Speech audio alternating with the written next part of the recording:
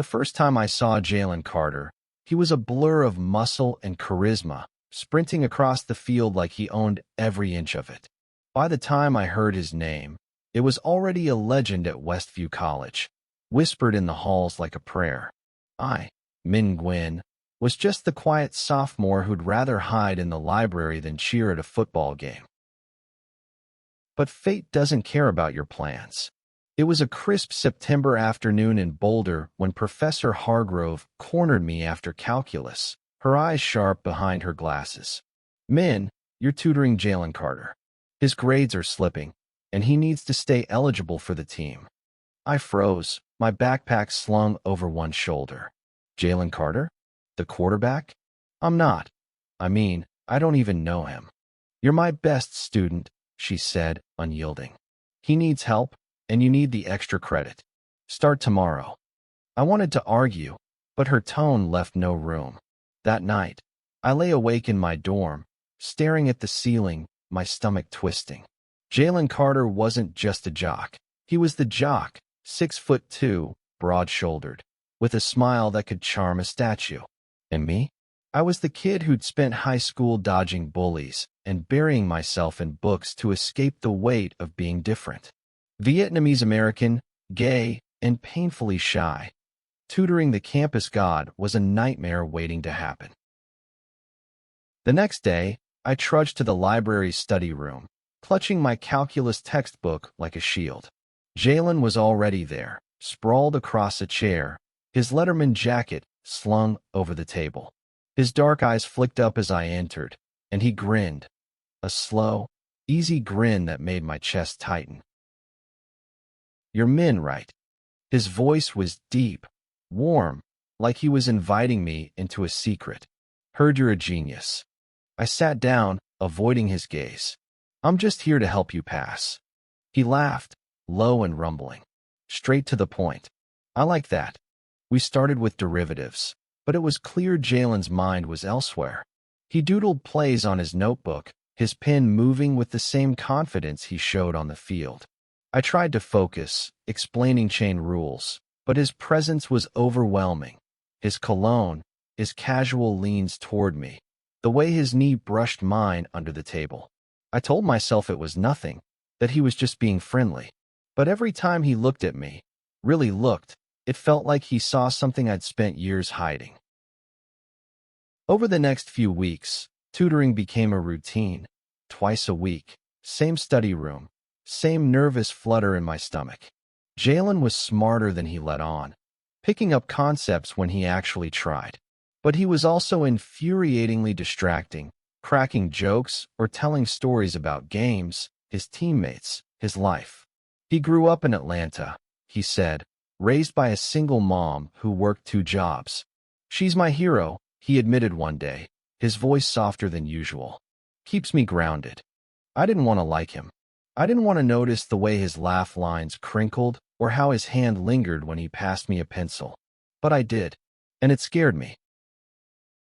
One evening, after a particularly grueling session, he leaned back and stretched, his shirt riding up to reveal a sliver of toned skin.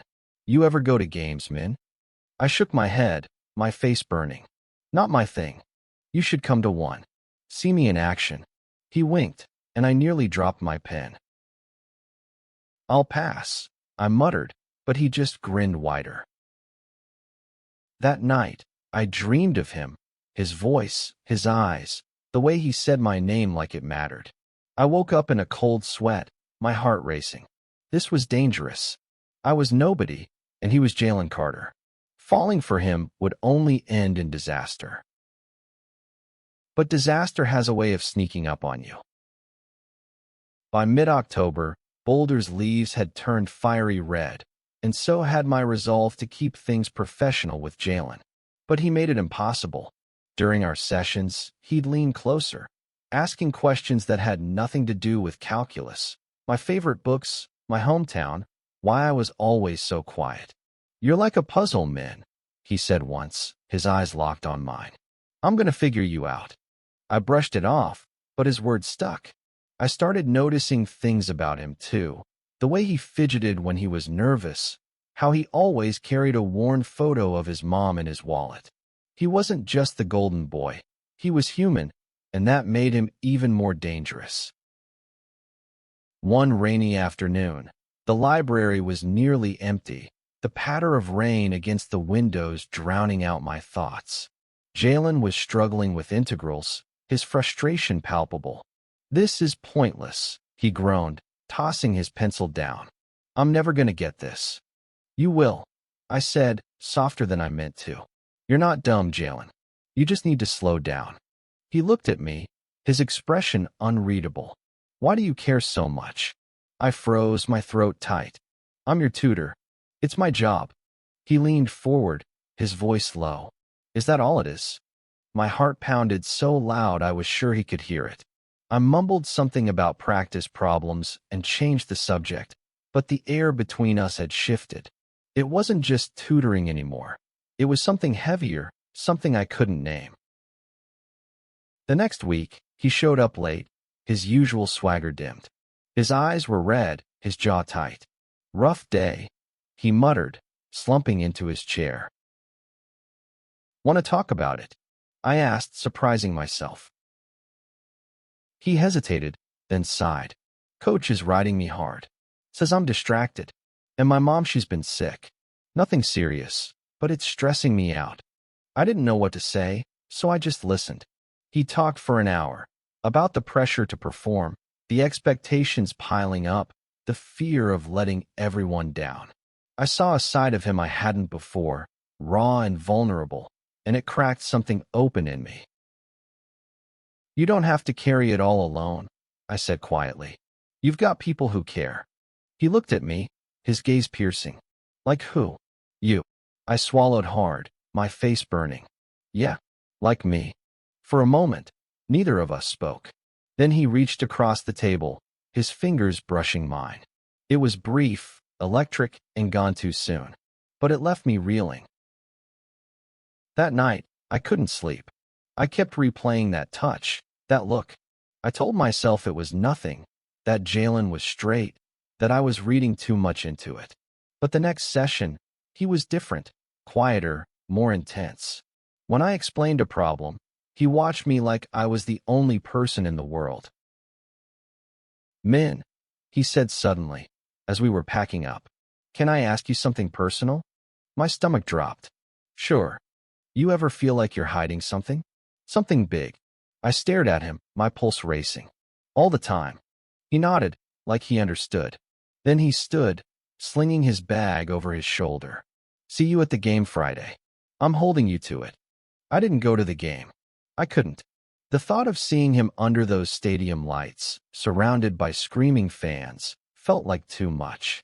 Instead, I stayed in my dorm, staring at my phone, where a text from Jalen waited. "You bailed." Ouch. I typed a reply, then deleted it. What could I say? That I was terrified of what I felt? That I was falling for someone who could never feel the same?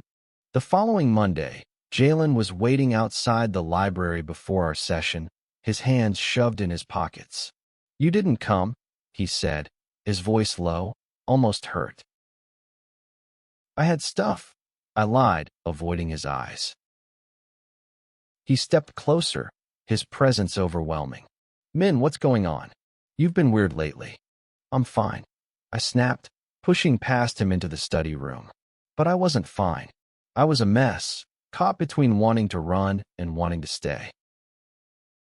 We tried to focus on calculus, but the tension was suffocating. Finally, he slammed his book shut. "Talk to me, please." I couldn't look at him. "There's nothing to say." "Bullshit." His voice was sharp, but there was a tremor in it. "You think I don't notice how you pull away? How you look at me?" My heart stopped. "What are you talking about?" He leaned across the table, his voice barely a whisper. "I see you, Min. I see the way you look at me. And I feel it too." The world tilted. I stared at him, my mind blank. "You're not. You can't." "I don't know what I am," he said, his voice raw. "But I know I can't stop thinking about you." The words hit like a tidal wave, drowning every defense I'd built. I wanted to believe him, but fear clawed at me. "You're Jalen Carter. You're not like me." He flinched, but didn't back down. Maybe I am. Maybe I've been hiding too. I stood, my chair scraping loudly. I can't do this. I bolted, ignoring his call after me. I ran until I reached the park near campus, collapsing onto a bench by the creek. The water murmured softly, but it couldn't calm the storm in my head. Jalen Carter, the golden boy, couldn't be gay. Could he? The next few days were torture. I avoided our tutoring sessions, claiming I was sick. But Jalen wouldn't let it go. He texted, called, even showed up at my dorm, his eyes pleading. Talk to me, Min. Don't shut me out. Finally, I agreed to meet him at the park. It was dusk, the sky streaked with gold. He stood on the wooden bridge, his silhouette framed by autumn leaves. I'm sorry if I scared you, he said, his voice soft. But I meant it. I've never felt like this before. I wanted to run again, but my feet wouldn't move. What happens if people find out? I whispered. Your team, your friends, they'll destroy you. I don't care, he said, stepping closer. I care about you. His hand found mine, and this time, I didn't pull away. We stood there, the world fading around us, our breaths mingling in the cool air. It was the most terrifying, beautiful moment of my life. The weeks that followed were a blur of stolen moments, late-night talks by the creek, quiet smiles during tutoring, his hand brushing mine when no one was looking. But the fear never left. Westview wasn't cruel, but it wasn't ready for a quarterback who liked guys. And I wasn't ready to be the one who brought his world crashing down. One night, after a game, Jalen invited me to a team party. Just as friends, he said, but his eyes said more. I went, against my better judgment, and found myself in a crowded house, music pounding, teammates laughing. Jalen was in his element, but he kept glancing at me like I was his anchor. Then it happened. A teammate, drunk and loud, noticed us talking too closely. Yo, Carter, you and this nerd getting cozy? The room went quiet, eyes on us. Jalen laughed it off, but I saw the panic in his eyes. I left, my chest tight, the word nerd echoing like every insult I'd heard in high school. He caught up to me outside, his breath ragged. Min, wait. Don't, I said, tears burning. This was a mistake. He grabbed my arm, desperate. It's not. I'm not ashamed of you. But you're scared, I said, my voice breaking. And so am I. He pulled me into the shadows, away from the party, and kissed me. It was fierce, desperate, like he was trying to prove something. When we broke apart, he whispered, I'm done hiding. The next day, rumors spread. Whispers in the halls, stares in class. Jalen didn't deny them. At practice, his teammates gave him the cold shoulder, and coach benched him for distractions. I watched him unravel, and it broke me. One evening, he showed up at my dorm, his face drawn. I told my mom, he said. She said she loves me no matter what.